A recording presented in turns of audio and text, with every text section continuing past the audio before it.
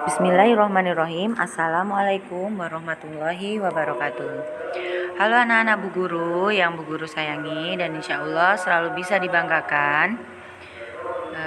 Hari ini kali pertama kalian mendapatkan pelajaran di kelas 4. Anak-anak, untuk memulai pelajaran hari ini, tolong disiapkan buku MBP kalian, tema 1, judulnya Indahnya Kebersamaan.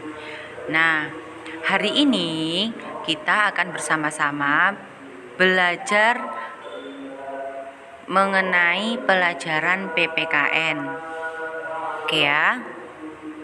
Nah, kalian bisa lihat bahwa kita itu terbentang dari Sabang sampai Merauke. Kita ini terdiri dari beribu-ribu pulau.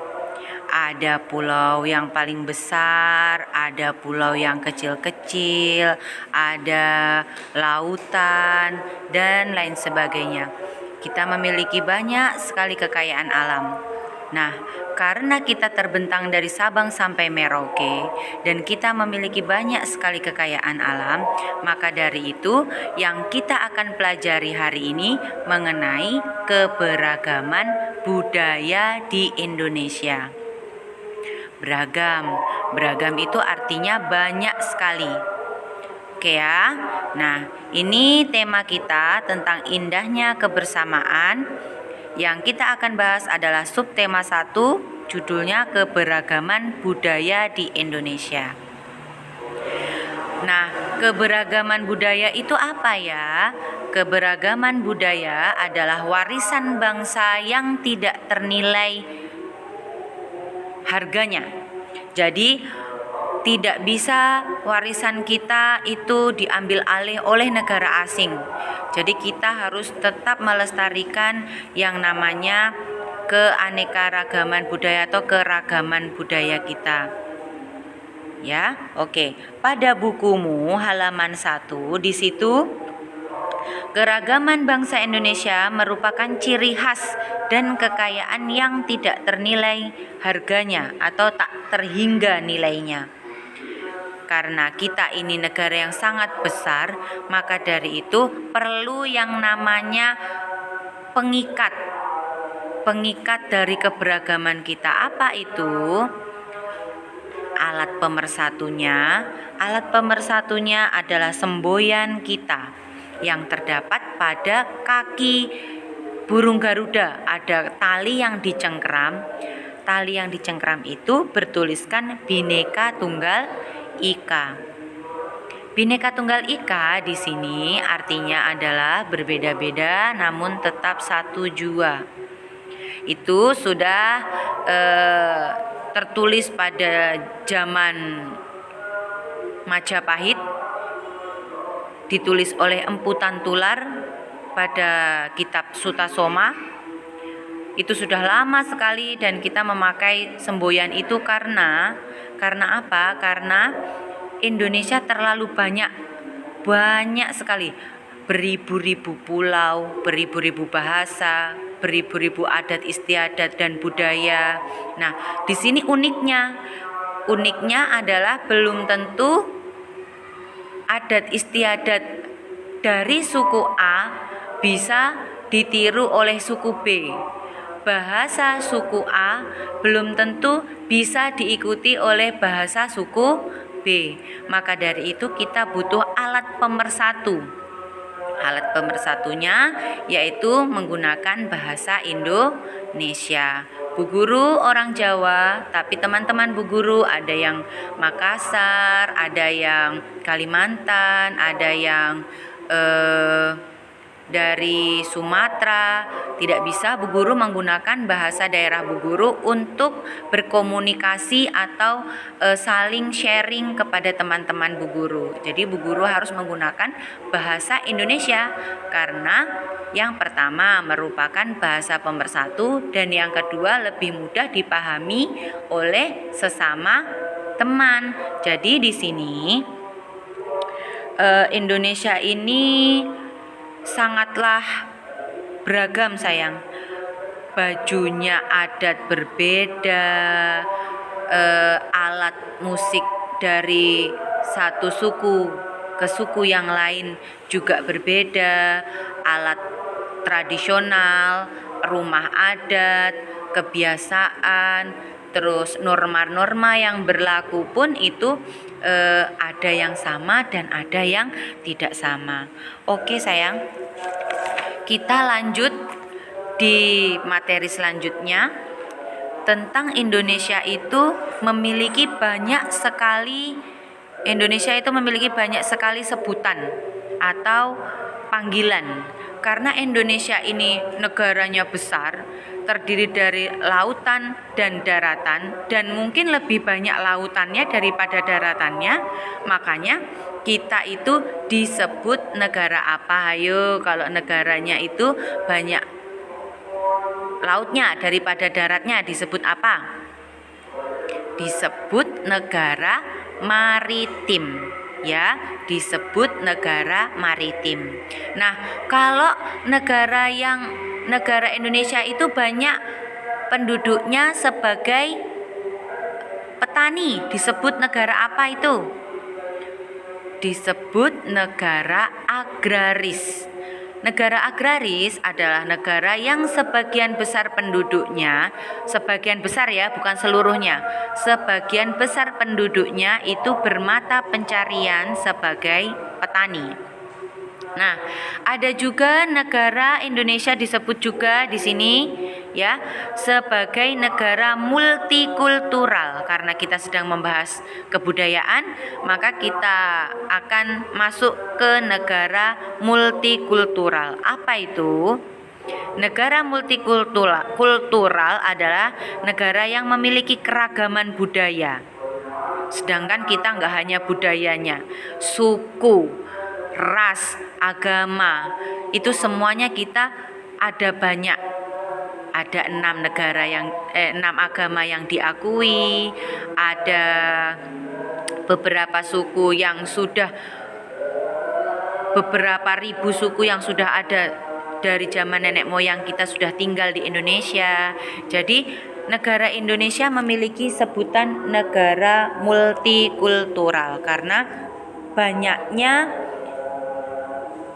suku bangsa, agama, ras, dan budaya. Oke ya, lanjut. Keragaman ini disebabkan karena Indonesia tersusun dari ribuan pulau yang dihuni oleh masyarakat dari berbagai suku yang berbeda. Ya, kalau suku yang ada di Medan namanya suku apa? Suku Batak. Suku yang ada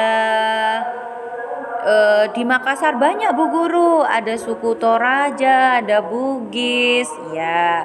Jadi itu saja hanya sebagian kecil yang Bu Guru sebutkan. Di Indonesia ini banyak sekali suku-suku yang mendiami suatu wilayah dari Sabang sampai Merauke. Di Papua saja ada hampir 700 suku dengan bahasa yang berbeda. Ada suku Asmat, ada suku Dani, banyak sekali ya. Jadi itu hanya 2 yang Bu Guru sebutkan. Sebenarnya ada ratusan suku dan ada ratusan bahasa yang berbeda dari setiap sukunya.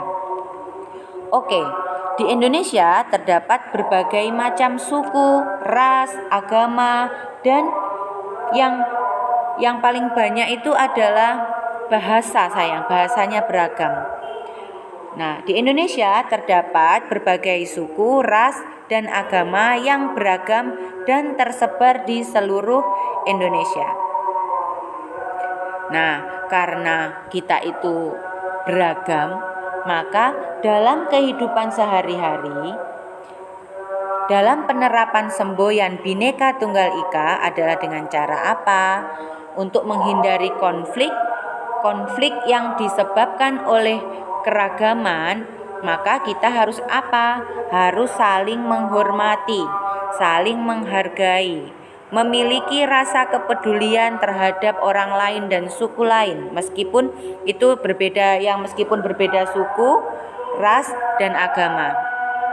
Kita orang Islam, bolehkah kita berteman dengan orang Kristen? Boleh. Bolehkah kita orang Makassar berteman dengan orang Jawa? Sangat boleh. Jadi dianjurkan kita untuk saling menghormati dan menghargai suku, ras, agama lain. Oke, harus ya. Ini merupakan contoh dari suku Mentawai. Ada lagi yang ada di Jawa Barat namanya suku Baduy dan lain sebagainya. Itu banyak sekali keunikan dari suku-suku tersebut sayang.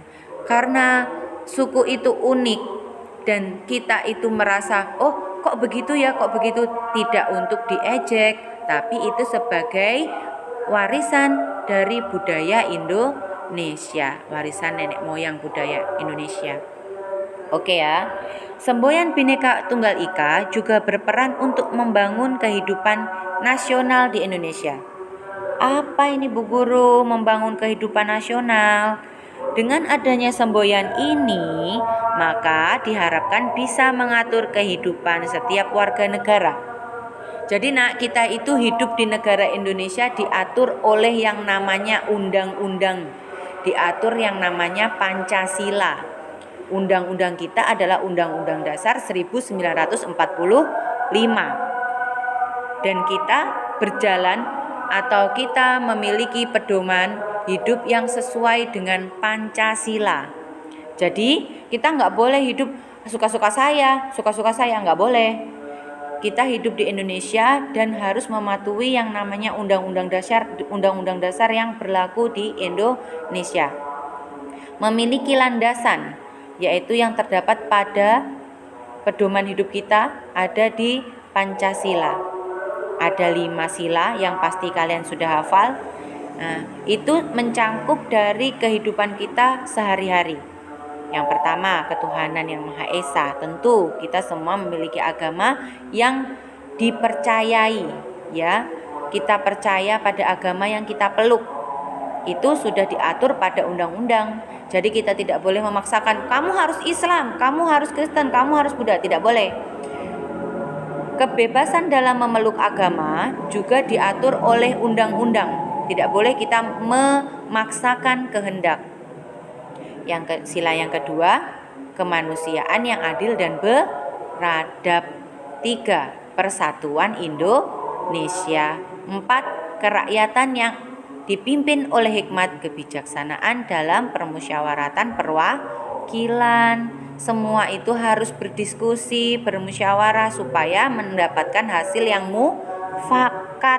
Yang kelima adalah keadilan sosial bagi seluruh rakyat Indonesia.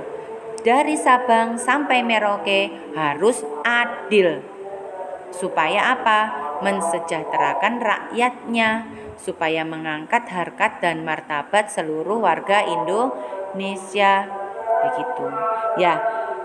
Di sini dengan adanya semboyan Bhinneka Tunggal Ika, maka diharapkan bisa mengatur kehidupan setiap warga negara Indonesia.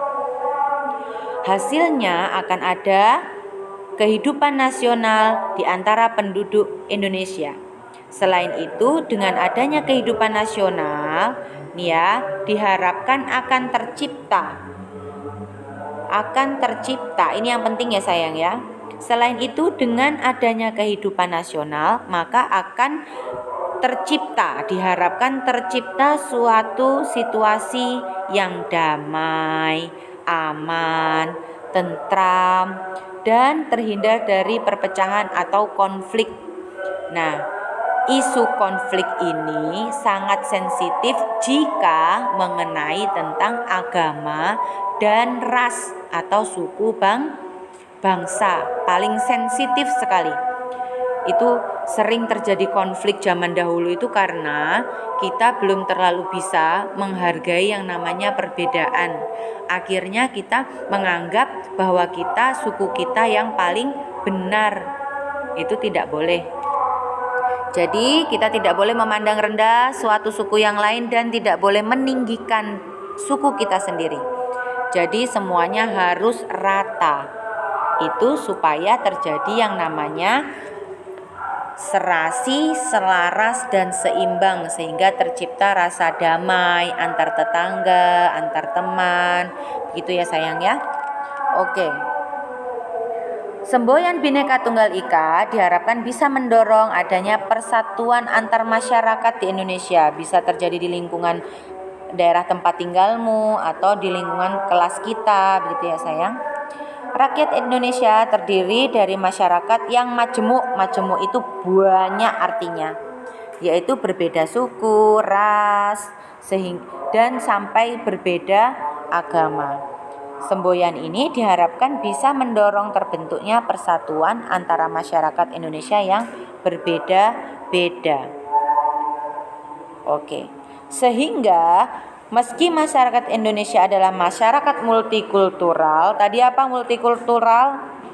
Masyarakat multikultural adalah masyarakat yang memiliki kebudayaan yang beragam. Kita memiliki keberagaman ya, yang tadi di slide awal. Nah, meskipun kita ini masyarakat multikultural, kita tetap harus mematuhi atau menghargai orang lain, teman, saudara, tetangga yang memiliki perbedaan pendapat dengan kita ya tadi ya. Nah, sehingga meskipun masyarakat Indonesia adalah masyarakat multikultural, akan tetap tercipta adanya persatuan antar warga masyarakat. Yang tadi Bu Guru sampaikan, ada masyarakat yang ada di lingkungan rumah, masyarakat dalam bentuk kompleks, kita antar suku, antar agama, begitu ya sayang, bisa. Nah, peran semboyan Bhinneka Tunggal Ika adalah apa? Yang satu, yang pertama menjaga kesatuan negara Indonesia. Karena kita Indonesia itu sudah pernah kita dijajah oleh negara asing gara-gara kita tidak melakukan yang namanya persatuan dan kesatuan. Kita bersikap kedaerahan. Jadi kita dijajah Belanda 350 tahun itu gara-gara sikap kedaerahan. Dijajah Jepang 3,5 tahun juga karena sikap kedaerahan. Maka dari itu bangsa Indonesia memiliki alat pemersatu yaitu Bhinneka Tunggal Ika, itu untuk menjaga kesatuan dan persatuan negara Indonesia. Nah, yang kedua yaitu mendorong adanya persatuan dan kesatuan dari sejak dini. Ya, kita tanamkan kepada teman-teman kita, anak-anak kita untuk saling menghormati, menghargai, tidak memaksakan kehendak, begitu ya. Supaya sejak dini sudah terbiasa, kalian sudah terbiasa perbedaan pendapat saat berdiskusi, perbedaan agama saat ada di lingkungan masyarakat, perbedaan suku saat di kelas atau di lingkungan masyarakat kalian. Jadi kalian harus sudah bisa memahami bahwa Indonesia itu banyak suku, agama, dan Indonesia itu besar karena dari Sabang sampai Merauke yang terdiri dari beribu-ribu pulau. Hasilnya akan ada kehidupan nasional antar penduduk Indonesia. Selain itu yang tadi ya, yang agar tercipta ini sayang, agar tercipta ini kita harus saling menghormati dan menghargai. Dan serta yang ketiga adalah membangun kehidupan nasionalisme sehingga kita tidak cepat terpecah belah atau terhasut oleh orang-orang yang tidak bertanggung jawab. Suku itu tuh begini, tidak usah sudah sama suku itu namanya menghasut, tidak boleh. Menghasut itu tidak boleh karena apa? Itu sikap yang tercela sehingga menimbulkan konflik atau perpecahan. Nah, di sini ada gambar suku dari apa ini? Orang apa ini biasanya kalau begini nih? Orang Bali. Orang Bali sedang melakukan kegiatan ibadahnya atau kegiatan budayanya, gitu ya sayang. Mungkin ini berkaitan dengan keagamaan. Kalau orang Bali biasanya agamanya apa sih nak? Orang Bali ini agamanya Hindu. Di sana mayoritas beragama Hindu. Jadi mereka lebih nyaman melaksanakan kegiatan peribadatan atau keagamaannya dengan kebudayaan yang ada di sana, begitu. Nah, di sini yang Bu Guru ingin sampaikan lagi, pada halaman 3 terdapat negara Indonesia yang paling atas. Halaman 3 nomor halaman 3 yang paling atas, yaitu negara Indonesia memiliki alat pemersatu bangsa selain Bhinneka Tunggal Ika, yaitu 1. Lambang negara kita. Lambang negara kita apa? Burung Garuda. Semboyan negara kita apa? Semboyan Bhinneka Tunggal Ika. Yang ketiga, bahasa. Bahasa yang kita gunakan untuk berbicara dengan orang yang berbeda suku dengan kita, yaitu menggunakan bahasa nasional, yaitu bahasa Indonesia. Terus ada lagi bendera negara kita, bendera merah putih. Ya, lagu kebangsaan kita yang setiap hari Senin kita nyanyikan waktu dulu sebelum corona, apa itu? Lagu Indonesia Raya. Dasar negara kita. Nah, sekarang nomor 6, Bu Guru lupa belum tulis nomor 6, yaitu dasar negara kita adalah apa?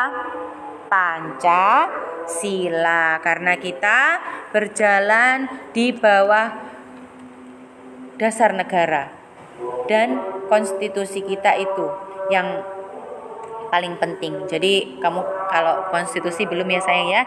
Jadi dasar negara dulu kita. Kita memakai dasar negara berdasarkan Pancasila. Kita ikut peraturan yang ada pada Undang-Undang Dasar 1945. Jadi semuanya sudah diatur oleh negara, kita tinggal mengikuti kehidupan berbangsa dan bernegara sesuai dengan dasar negara kita Pancasila. Oke ya. Nomor 6 Bu Guru tulis aja Pancasila. Oke ya, maaf tulisannya jelek karena pakai pensil toolnya. Jadi nanti kalian bisa tulis sendiri. Dan ada di buku MBP halaman 3. Silahkan kalian nanti membaca dan membuat rangkuman seperti apa yang sudah kalian pahami. Ditulisnya di buku tematik, ditulisi PPKN.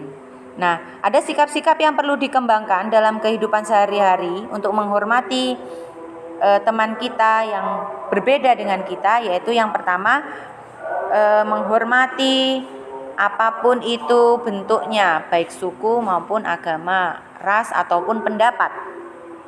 Menghargai apa yang sudah mereka lakukan dari sebelum kenal sama kalian. Jadi mereka tuh sebelum kenal sama kalian itu sudah memiliki adat istiadat sendiri sayang, memiliki kebiasaan sendiri, dan itu harus kita hargai. Yang ketiga, tidak memandang rendah suku lain. Dan yang keempat, tidak boleh menganggap suku sendiri paling tinggi, semuanya rata. Yang nomor 5 yaitu menerima keragaman suku bangsa dan budaya sebagai kekayaan bangsa. Ini biasanya yang Bu Guru temui di kelas, yaitu saat Bu Guru kasih duduk kalian dengan teman satu sama yang lain, kadang-kadang Bu Guru nggak mau sama dia. Itu tidak boleh. Itu juga termasuk kalian tidak menghargai, terus tidak menghormati, namanya begitu. Jadi kalau di kelas itu misalnya Bu Guru ajak tempat duduknya, habis itu kalian duduk dengan teman, akhirnya kalian bilang Bu Guru nggak mau, itu tidak boleh. Itu menyakiti hati teman. Bayangkan sendiri kalau misalnya kamu sedang duduk dengan teman, terus teman bilang nggak mau Bu Guru, nggak mau duduk sama dia, kamu sakit hati nggak? Sakit hati. Jadi tidak boleh seperti itu ya. Itu perbuatan yang tidak bagus, tidak terpuji. Jadi sebaiknya kalian menerapkan menghormati dan menghargai itu pada kegiatan kita di sekolah dan di lingkungan masyarakat. Oke ya, itu mengenai keragaman budaya yang ada di Indonesia. Nah, untuk itu Bu Guru akan memberikan tugas kepada kalian, yaitu kalian yang pertama merangkum tentang apa yang sudah kita bahas pada pelajaran PPKN kali ini di buku tulis kalian. Di buku tulis tematik, ditulisi tematik PPKN. Begitu ya. Kenapa Bu Guru suruh kalian merangkum? Agar supaya memaksimalkan kegiatan belajar kita. Kalau hanya sekedar mendengarkan atau membaca, Bu Guru merasa kurang. Jadi kalian harus menulis agar supaya membaca, memahami, dan bisa masuk ke dalam ingatan kalian. Karena kalian menulis sendiri, begitu. Nah, untuk tugasnya selain merangkum yaitu kalian mengerjakan latihan level 1 bagian A dan B. Level 1 bagian A dan B. Oke ya? Oke. Semoga apa yang Bu Guru sampaikan bisa bermanfaat kepada kalian. Mohon maaf sekali karena Bu Guru tadi itu juga harus mengajar ada kakak kalian yang sedang mengikuti lomba tingkat provinsi. Jadi Bu Guru terlambat memberikan video kepada kalian. Semoga apa yang Bu Guru sampaikan dapat mudah dipahami oleh kalian. Semoga Allah memudahkan kalian juga untuk memahami apa yang Bu Guru sampaikan. Bu Guru minta maaf jika ada salah-salah kata. Semoga kita saling membantu di saat kegiatan belajar ini ya sayang ya. Terima kasih atas perhatiannya. Wassalamualaikum warahmatullahi wabarakatuh.